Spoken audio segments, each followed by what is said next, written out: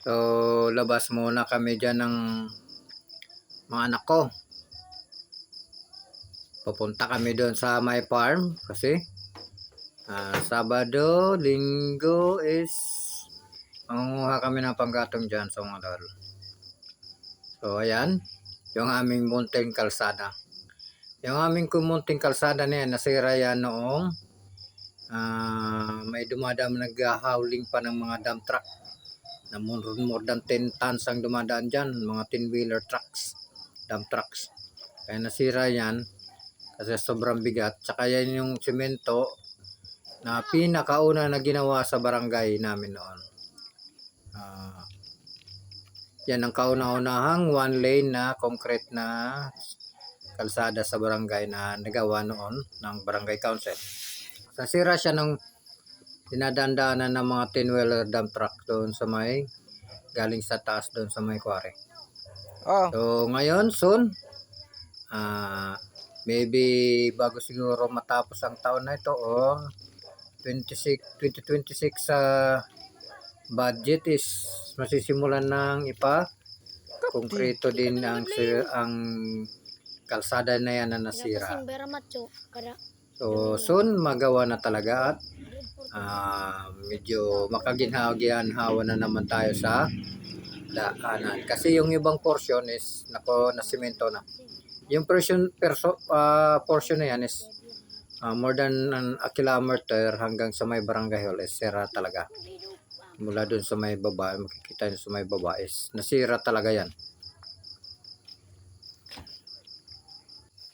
So, ayan. Sabi ko nga Sabado punta tayo ulit sa may kuhaanan namin ng panggatong sa may Kanyugan at sa may farm. Tinatahak natin yung mga baku-bakong daan na soon to be is makongkreto na talaga siya. Masimula na talaga yung finishing project sa barangay namin sa pagpapakongkreto ng daan. Dahil yan talaga is magandang daanan niya noon, nasira lang talaga nung dinadaan-daanan na ng mga dump truck na malalaki. Sobrang lalaki. Sabi ba nga mga 10-wheeler truck.